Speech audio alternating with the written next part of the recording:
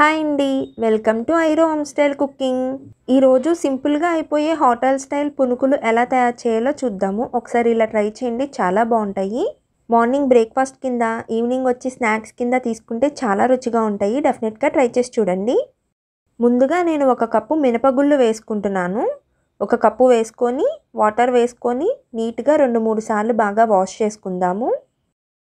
నీట్గా 2-3 సార్లు బాగా వాష్ చేసిన తర్వాత వాటర్ వంపేసి మళ్ళీ 1 గ్లాస్ వాటర్ పోసుకొని మూత పెట్టుకొని ఒక 4 to 5 అవర్స్ నాననిద్దాము. ఈ లోపల పప్పు నానుతుంది. ఇప్పుడు రవ్వ రెడీ చేసుకుందాము. ఒక గిన్నెలోకి నేను 1 కప్పు రవ్వ వేసుకుంటున్నాను. అలాగే 2వ కప్పు రవ్వ వేసుకుంటున్నాను. 3వ కప్పు వేసుకుంటున్నాను. అలా 4 కప్పుల రవ్వ వేసుకొని నీట్గా 2-3 సార్లు బాగా వాష్ చేసుకుందాము. రవ్వని కూడా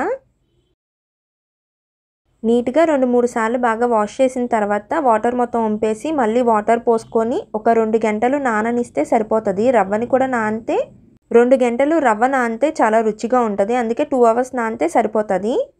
5 అవర్స్ తర్వాత చూస్తున్నాం కదా, మినపగుళ్ళు బాగా నానిపోయినాయి కదా. వాటర్ మొత్తం వంపేసుకొని ఇప్పుడు గ్రైండర్లో వేసుకొని గ్రైండ్ చేసుకుందాము మినపగుళ్ళని. మనము 2 అవర్స్ రవ్వని నానబెట్టుకున్నాం కదా. ఇప్పుడు రవ్వలో ఉన్న వాటర్ మొత్తం పిండేసుకొని ఇలాగా పక్కన పెట్టుకుందాము. వాటర్ అనేది ఉండకూడదు రవ్వలోని. అలా మొత్తం పిండేసుకొని పక్కన పెట్టుకుందాము. చూసారు కదా, మన రవ్వ మొత్తం పొడి పొడిలాడుతూ ఉంది. అసలు వాటర్ అనేది ఉండకూడదు. వాటర్ ఉంటే బాగోదు. చూసారు కదా, మన మినపపిండి కూడా బాగా గట్టిగా గ్రైండ్ అయిపోయింది కదా. ఇప్పుడు ఇందులోకి రవ్వ, ఇందాకల పిండి పక్కన పెట్టుకున్న రవ్వ కూడా మొత్తం అంతా వేసేసుకొని మనం 4 కప్పుల రవ్వని తీసుకొని వాటర్లో నానబెట్టుకొని తర్వాత నీట్గా పిండి పక్కన పెట్టుకున్నాం కదా, అదే రవ్వని వేసుకొని మొత్తం అంతా కూడా బాగా కలుపుకుందాము.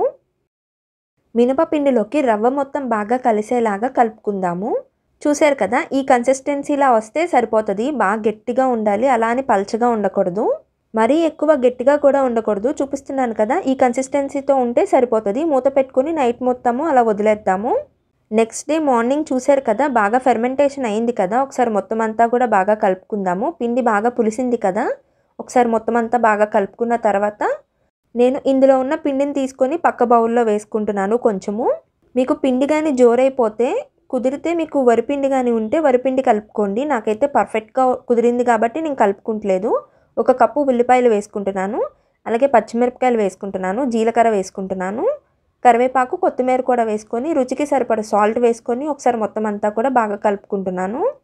మీకు కానీ పిండి జోరైపోతే వరిపిండి అనేది కలుపుకోండి. నాకైతే కలుపుకోవాల్సిన అవసరం లేదు, పర్ఫెక్ట్గా సరిపోయింది.